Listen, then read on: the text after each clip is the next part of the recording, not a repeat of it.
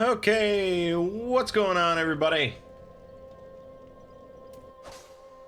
My name is Mangg. Welcome back to Hanging with Mangg. Today, we're playing some Dark Souls 3.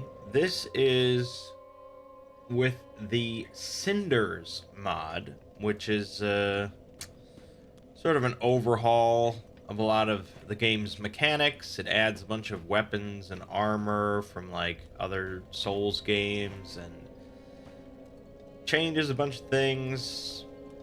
I've only been playing for like an hour or so. It's definitely different.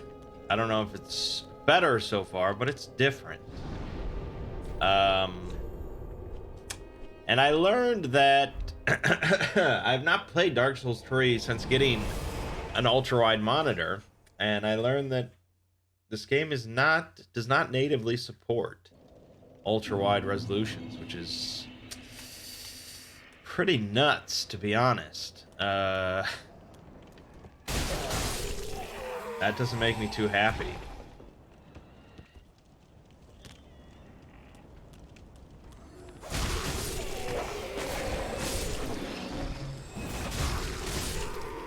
So I had to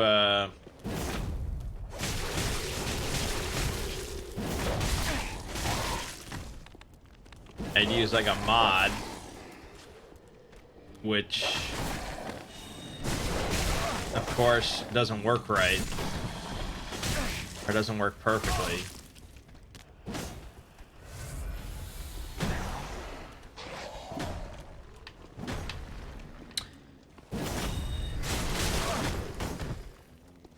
So the UI is not positioned where it should be positioned, of course.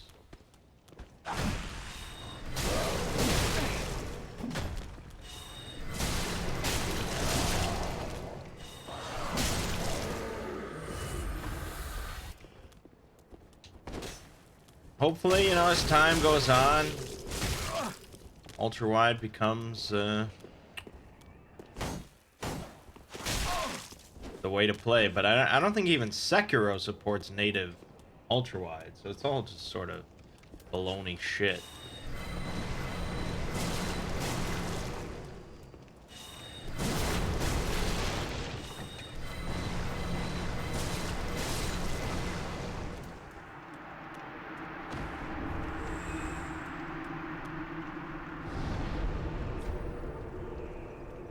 Anyways,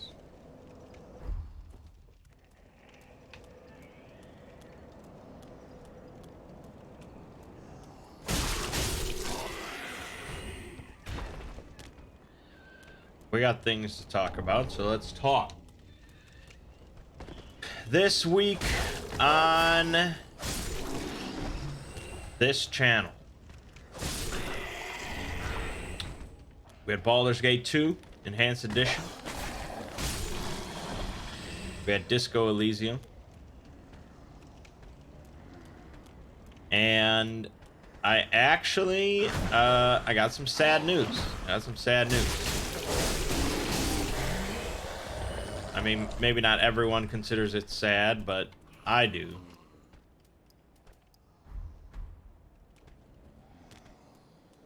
Last night, I recorded part 30 of Disco Elysium, which turned out to be the final part of the Let's Play. I beat the game, and I had a hard drive failure, like, at the end of it, and so I lost the video.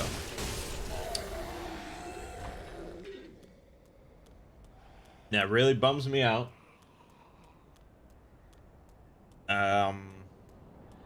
But, I mean, there's nothing I can do.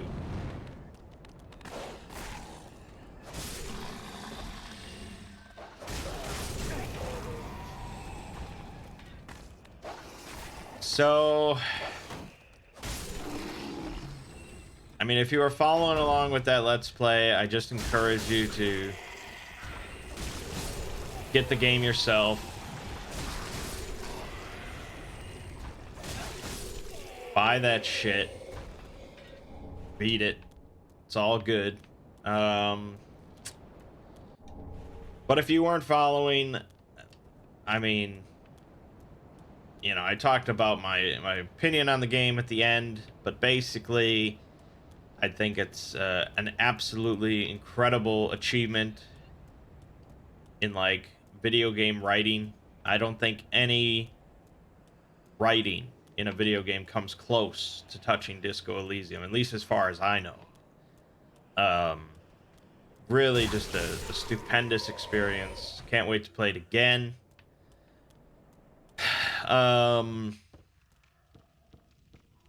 you know, it wasn't a perfect game, and in general, as a video game, it doesn't do anything groundbreaking, but the quality of writing just makes up for pretty much everything.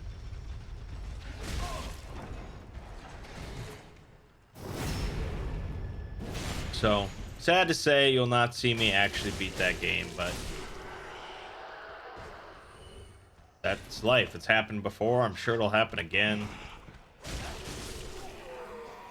Just how things go. I mean, we we do a lot of Let's Plays. Shit like that happens sometimes. God damn it, fuck ass!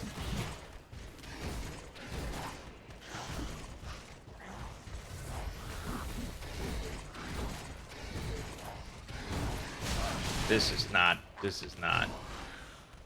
But you can't just like run around. You're gonna run into something else bad. Please stop. Please stop. God damn it.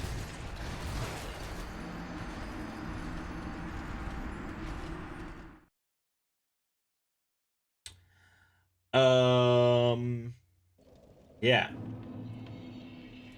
Baldur's Gate 2 Enhanced Edition, however, is plugging along. I've actually already recorded all of Shadows of Amn being finished. So now I'm on Throne of Ball. I've got about, I think I'm at like 18 videos recorded. So those are going to keep coming pretty steady for a while. But with Disco Elysium done,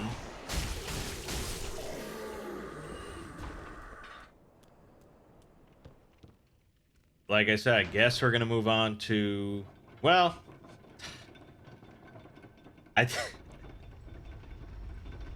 no, I guess I said we were going to move on to Metroid Prime. But I don't think quite yet.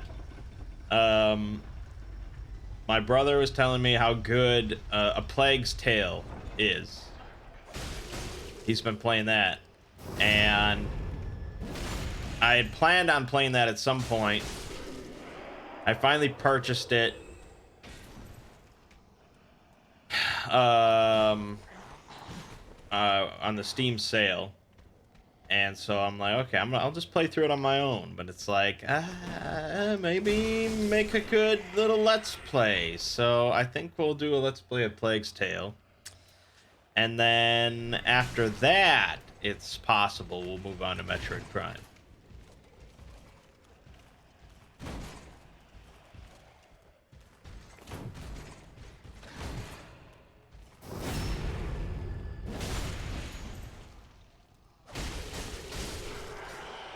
My favorite video game ever. That's a tricky question. Very tricky question. I'd probably say Final Fantasy VI.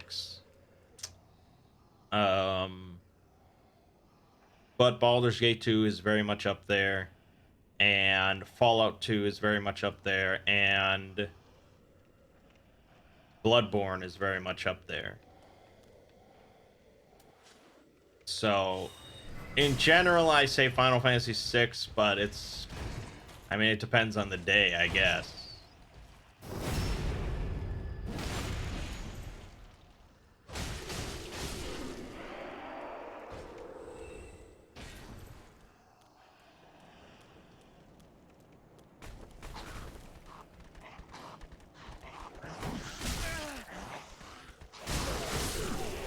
You know, when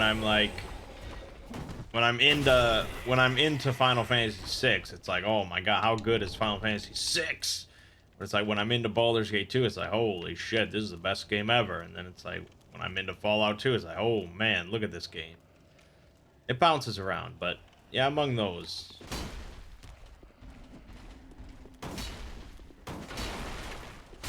God damn it.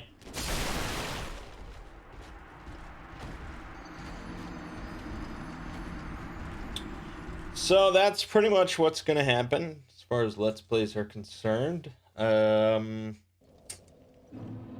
not really any big notable game releases for a little while. Iceborne coming to PC, but I'm really not planning on making videos for that.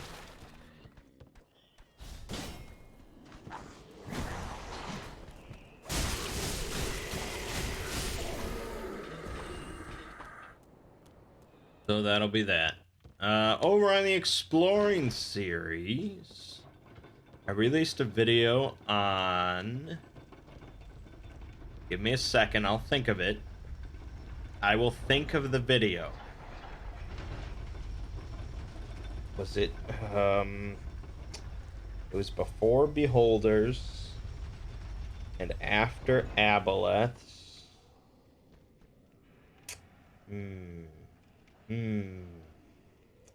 More beneficial SCPs, that's what it was.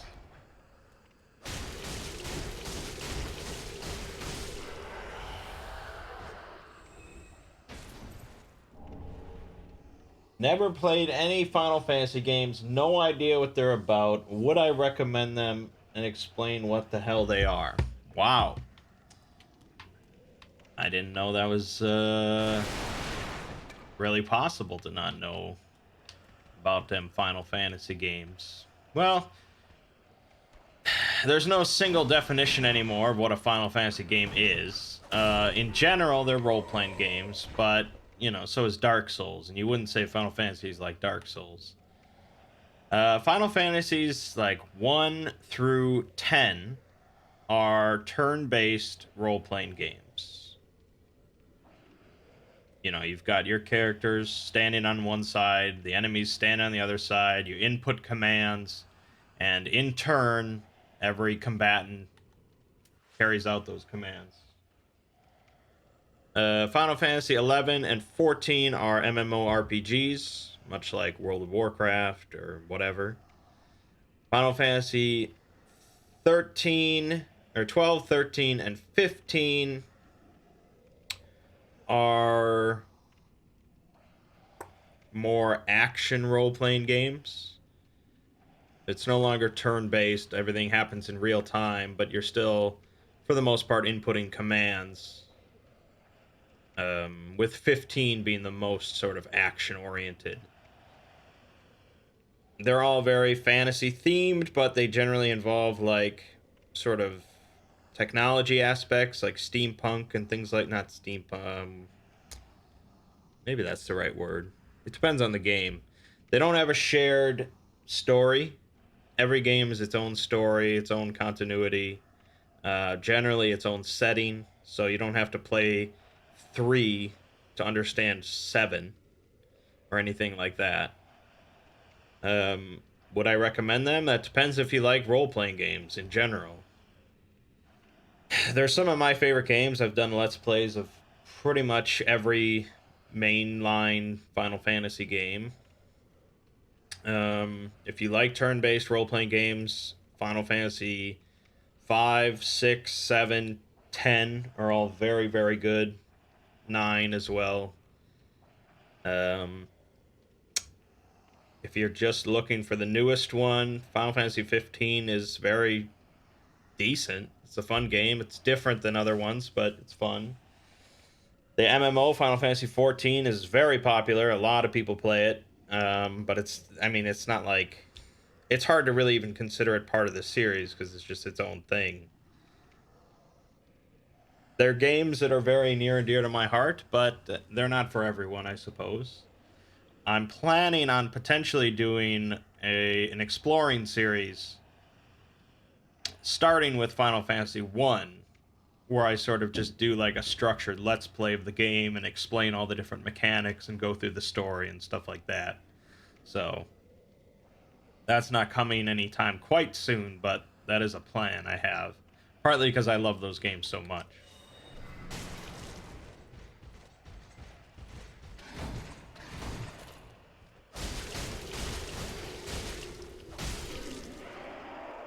Yeah, if you enjoy open world RPGs, Final Fantasy 15 is probably your best bet, as it has an open world. For the most part, the earlier Final Fantasies have a world that you can traverse, but it's generally pretty limited and small. So I don't know. I don't know if the older games hold up for like a generation that has never played them. I have no idea because I sort of grew up with them.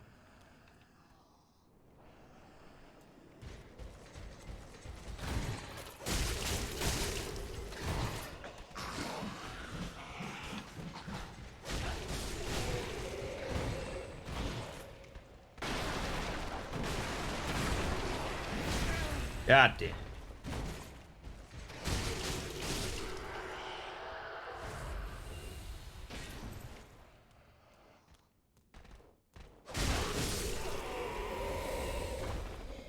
I mean, for like a generation or whatever that well, I don't know how old you are, so I don't want to say anything specific. But like, you've never played Final Fantasy, but you've played open world games, so I assume you've played like Skyrim. So for somebody that's played Skyrim or grew up with Skyrim and has never played Final Fantasy 6, I don't know if it's like if it still holds up. Because back in my day, Final Fantasy 6 was the latest and greatest. And it was very great. And being able to fly an airship around the little small world was super cool. If we had Skyrim at the time, it would have blown our socks off, but that's what I'm not sure about. This pursuer's nuts.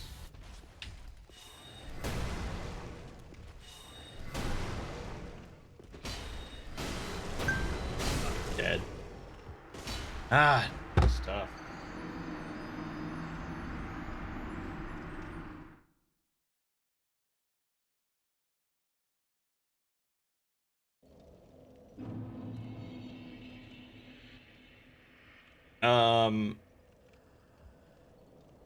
Yeah, I mean, they're one of the most, or they're probably the most well-known RPG franchise, perhaps, in video games.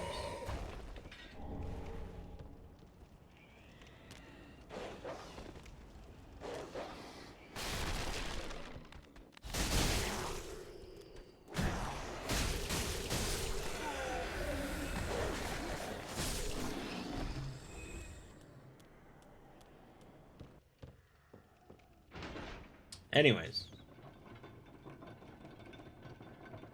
Right. Exploring videos. Yeah, so we did more beneficial SCPs. It's all good. Not an incredible video, but it's all good. Then I released the Beholders video, which did slightly better than the Aboleth video, I believe.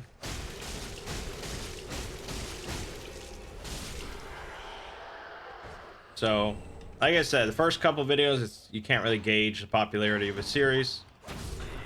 But if we're on an upward trend, that's all good.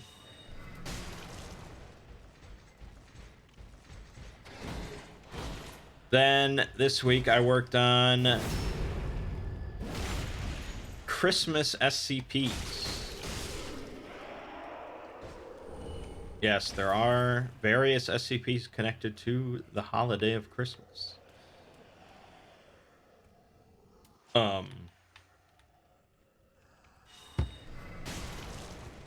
Not many. There's not an overwhelming amount. But enough to fill a good 20-some minute video. That's what I care about.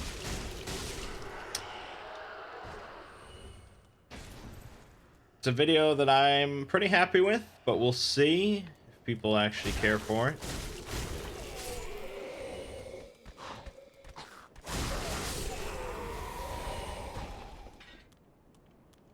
But that'll be dropping tomorrow, the 23rd, right in time for the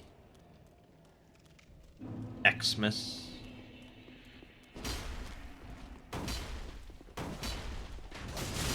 God.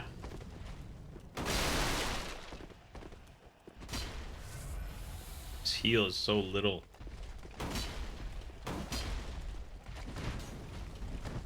Stop it!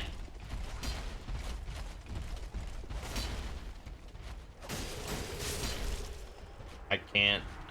Jesus. 4666. Well, I already did a video on him, so he's not in the Christmas SCPs. And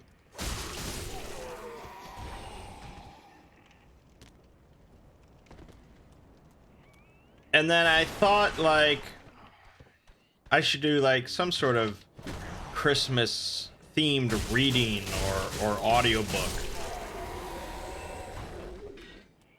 I think last year I read The Festival by Lovecraft, which is sort of his only Christmas themed or even oriented. I think it's his only story that mentions Christmas, so I figure that counts. It's good. He did some Christmas poetry, but it's all very short. I couldn't really make a video about it. And then as far as like winter themed stuff, there's a couple that mention like winter or snow or stuff like that. At the Mountains of Madness, of course, it's very snowy. And I might end up doing it in like January, but I just didn't have time to put that whole... It's a longer story.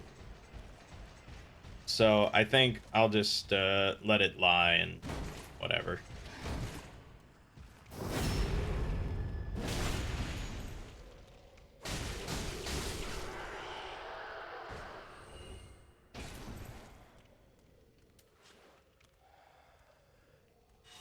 So this next week, I'm just working on another 5th SCP. And that'll just be that. I'm trying to work a little bit ahead so I can take Christmas off, which is a nice goal. Normally I would be working on Christmas.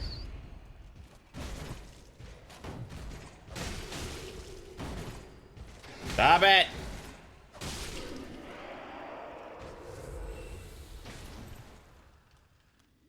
And that'll be that. So I'm not going to be dropping a D&D video this week. You know, the holiday. But we'll get back to that soon enough.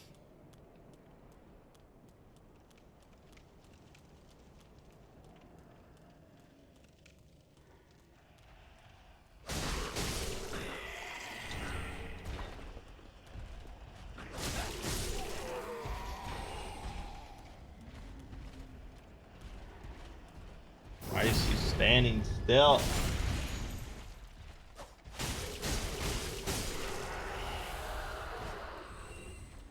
And that's all she wrote, I guess, for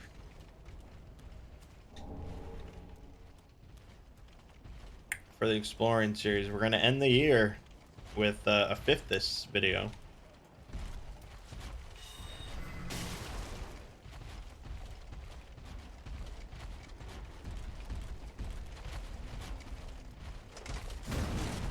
So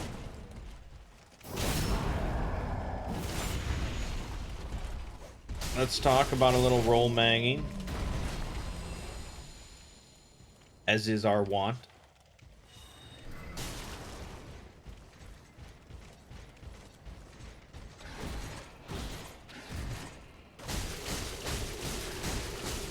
We didn't have, we were missing a couple people.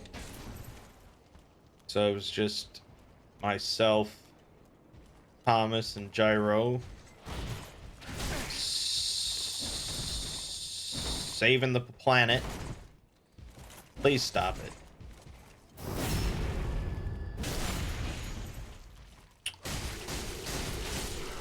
We had just evacuated the town of Autumndale completely due to an imminent orc attack. And we were heading north towards the orcs in order to sabotage their boats, their warships, their transport ships that they had a bunch of slaves building.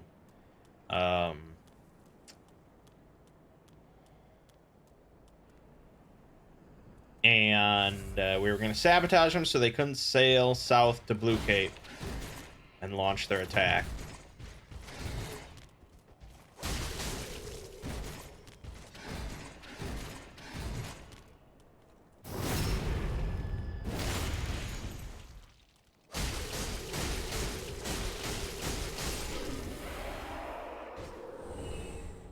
So we make it up there to where they're building the ships.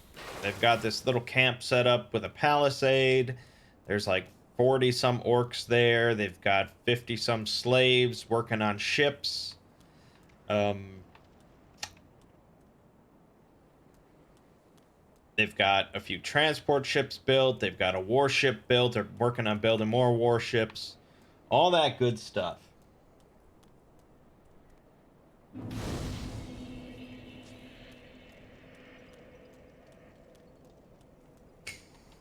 And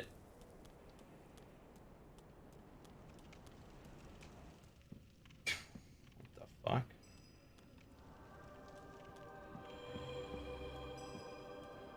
What the fuck? That's no good.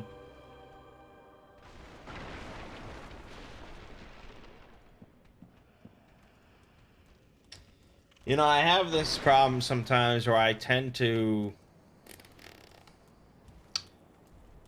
do too much myself. You know, I conceive a plan, and I conceive a plan with the least amount of resistance, the easiest plan that can accomplish things the easiest. And generally that involves the fewest amount of people. Generally myself, because A, I know all of my own capabilities, whereas I'm not always perfectly clear on what everyone can do. And 2, I tend to build characters that are the most utilitarian, that can accomplish the most as far as utility goes, not necessarily combat.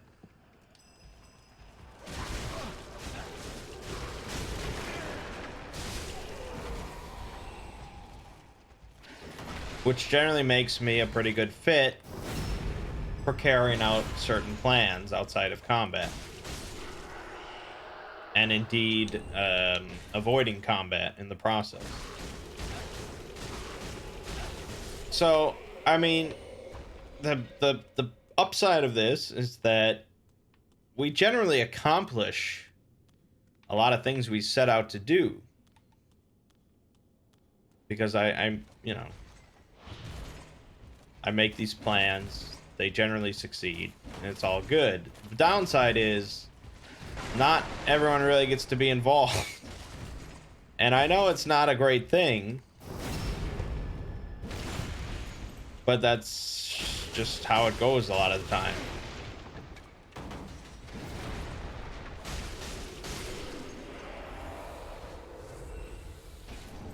So we set out to sabotage all these ships.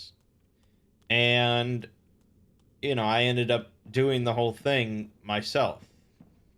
I allow you will they have to their head for. This it is if you then and go but the can go but the like entirely. They never stepped foot in the camp. And in fact, I never stepped foot in the camp either, but very methodically, without any risk pretty much whatsoever, I burned down every ship but one, and all of their, like, dwellings. Primarily this was due to an ability that Scions can get, called Shaped Consciousness, where you send out, like, a fragment of your own consciousness into the world, and you can see and you can hear things as if you were wherever your consciousness is. You can see and hear things. Holy shit.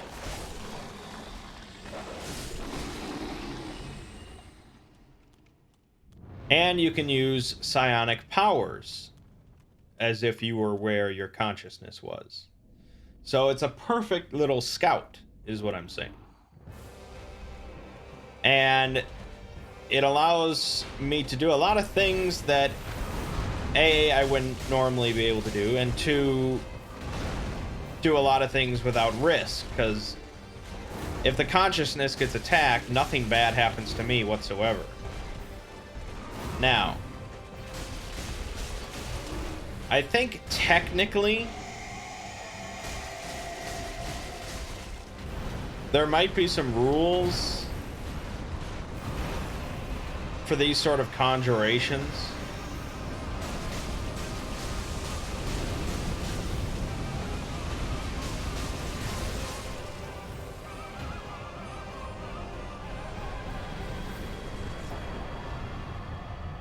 And like technically, if it ever breaks line of sight with me, it's supposed to disappear, I guess, which we have not been doing.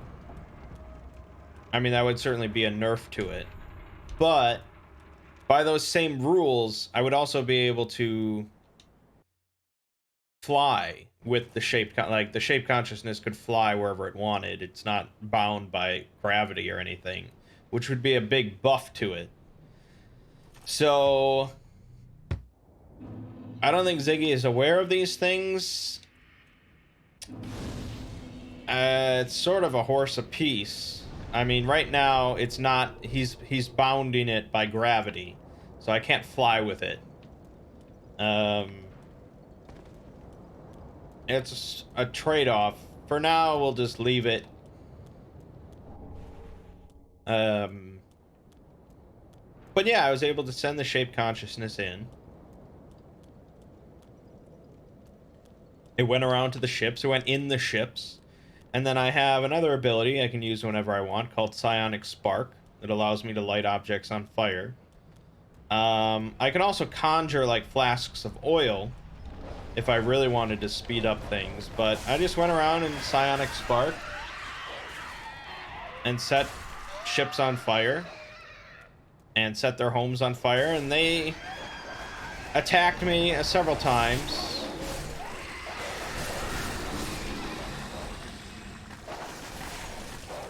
But like I said, there's no risk.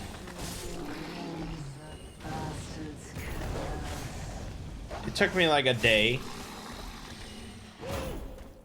But eventually I got a lot of it.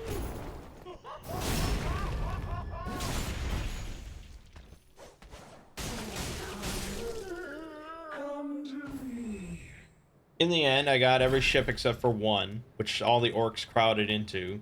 And they sailed off. And they ended up like killing all the slaves that they had, which is a bummer. I mean, sure, it would have been nice to rescue the slaves, but this is war, man. I mean, it's not that simple.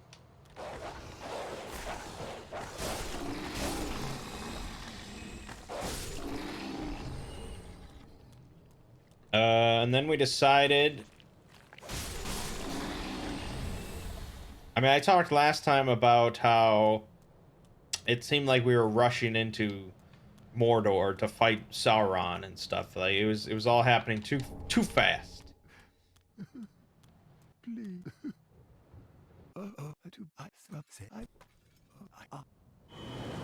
And I think at this point our characters would realize that.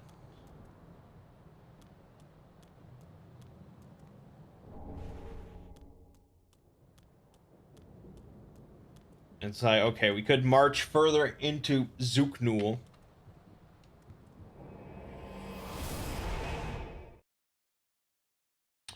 And try and take on the Dark Lord. Or we could head west to one of the major cities, Stanton, and ask for military aid to fight this threat. And that seemed to be just a smarter plan. So we decided to head west towards Stanton.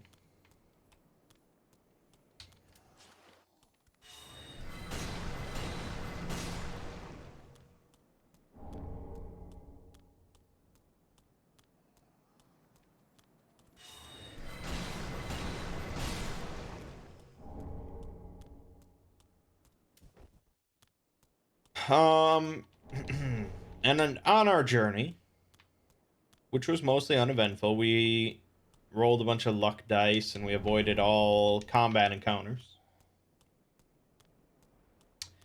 But we came across these like hot springs, and we also came across a group of dwarves, and they were armed. They were armored. We didn't know who these dwarves were, but I felt no need to talk to them. I figured they were either going to attack us or, you know, maybe at best they're neutral. Gyro thought, well, what if we can ask their kingdom for aid? It's like, I don't really see it happening. I mean, we have no evidence of any threat from Zooknul whatsoever. We're just like wandering adventurers.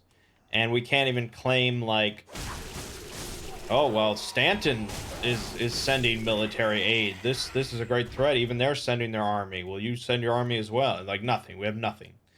I didn't see it happening. I didn't think it was worth the risk at this point.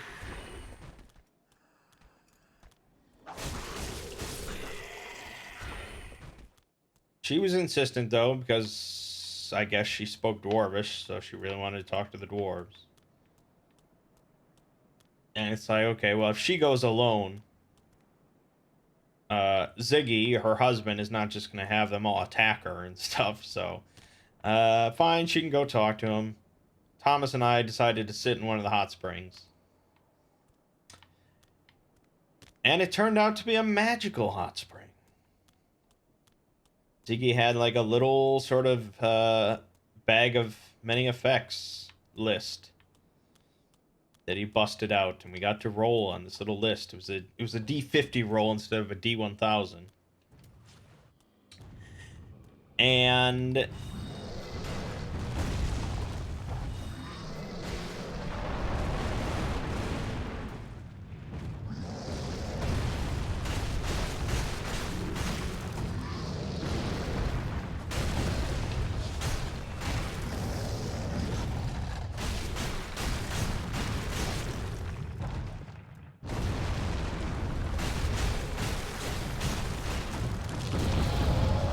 that's a bummer, my friend.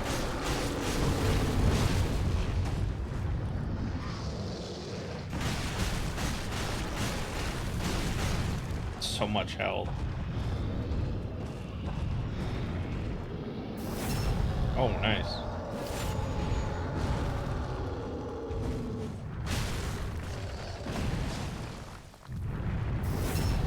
Okay, it sort of teleports me.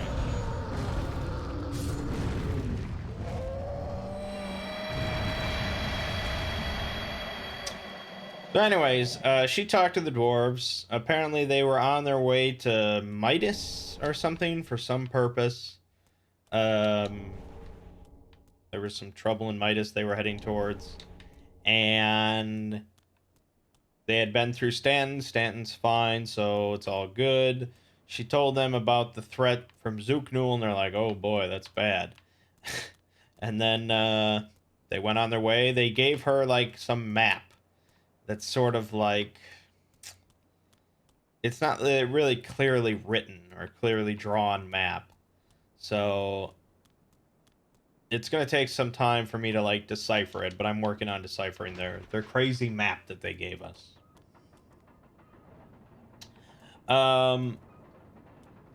And then she popped into the hot springs with us as well. So we all get doused with some sort of magical effect. Thomas gained the ability to turn into a puddle of goo at will. and he can't see, he can't move, he can't really experience anything while he is in this form, but it's possible that it has some benefit. You know, if we need to sneak him in somewhere, he can turn into some goo and we can put him in a bottle or whatever. You know, things like who knows what.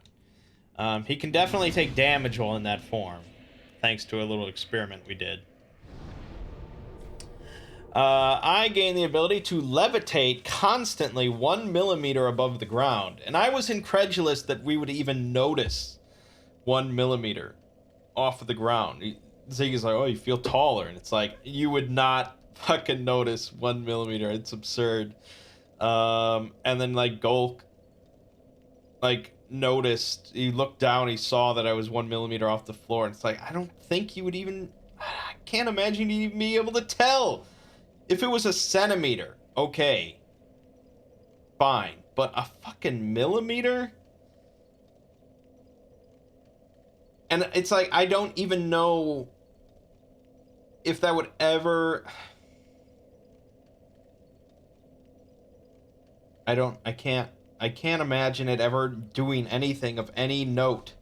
1 millimeter, like, it's not like I can walk across lava or something. Like, the heat will still scorch my fucking legs off. Maybe it allows me to walk across water if it considers like a water to be a surface. I'll experiment with that. But like difficult terrain, dangerous terrain, it's never gonna really do anything. It's not like I can fall and avoid fall damage, because I assume it's just like the impact just happens 1 millimeter closer. Like, it's not like it stops all fall damage. I'm still being stopped forcefully. You know, it's not really the ground that hurts you, it's the sudden stop, which it would still occur. So I can't see, unless it works on water, I can't imagine any use for it. But Gyro really got screwed the worst of all. She got an effect where it's from the original bag. I'm familiar with it. We may have actually gotten it before. Where she's immune to lava and fire. Like, nothing of that will ever hurt her ever again. But water, normal water, will hurt her as if it was like fire. So, rain, snow, baths, showers, you know, lakes, probably a lot of other little effects from, you know, ambient moisture, who knows what. And of course, she can't really drink water. And so Thomas and I sort of just sat there and started discussing the logistics of this. And it's like, well, you know, do you just boil water really, really hot? Does that work? Would that be fine? Is it this like a temperature thing? Like, why water specifically? Is it like a chemical composition, or like, you know, hydrogen and oxygen? It's like, what if you change it, and like, does she need water to survive? What about the water that's in her body? You know, like, how does this all work? So we were discussing this, but it was very clear that she was very upset about what had just happened to her character, and she was like, "Well, I might as well make a new character. This is just, I can't live with this." If it was me, you'd just roll with it, and you'd experiment, and you'd see how it goes until inevitably you probably die, or you get it reversed somehow. But you just go along and see what happens. That was not an option for her, I guess. So Ziggy realized that this was not a good turn of events. So he quickly concocted a solution that she could reverse her situation. Golk remembered that in the snow globe there was another, like, spring of water, and he believes that that spring could reverse the effects. Why? Who knows? Who knows, man? But Ziggy needed to come up with something fast. His wife was not happy. So we sent her into the snow globe. You know, it's very snowy in there. It's dangerous for her right now. So we sent her with some, like, snow gear to cover her from the snow. She still ended up taking some damage from the snow. The dragon was in there, but that wasn't much of a problem. And she ended up making it to the spring. She jumped in. It didn't hurt her, and it reversed the effects immediately. And she got pulled out of the snow globe, and all was well. Story over. So Thomas and I could have gone in there as well and reversed our effects, but Thomas's thing is at will. So, I mean, who cares? He could just never do it if he doesn't want to do it. My thing doesn't seem to affect me one way whatsoever, aside from possibly a positive benefit that I'll have to look into. Although, truth be told, if it means I can walk on water, I wonder if that means that I can never go underwater. I don't know. We're going to have to do some experimenting. If it doesn't mean I can walk on water, then it absolutely means nothing. In which case, who cares? But yeah, we continued our way and we arrived in Stanton, and that's where we ended off. It was just a quick little session.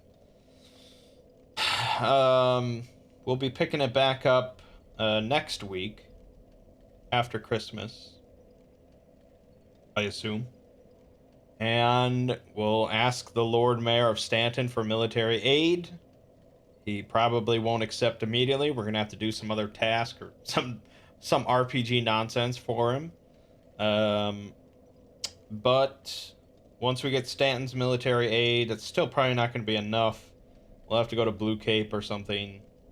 It's definitely going to take a lot of combined might.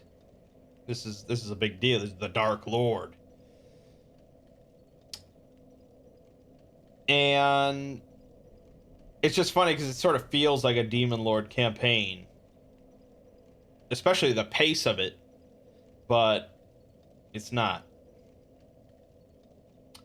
And that's where we left off, and that's where we're leaving off. So, I guess that's about it. Yeah, so check out the Christmas SCPs video tomorrow. Get in that Christmas mood. They even got Christmas instrumental music playing in the background.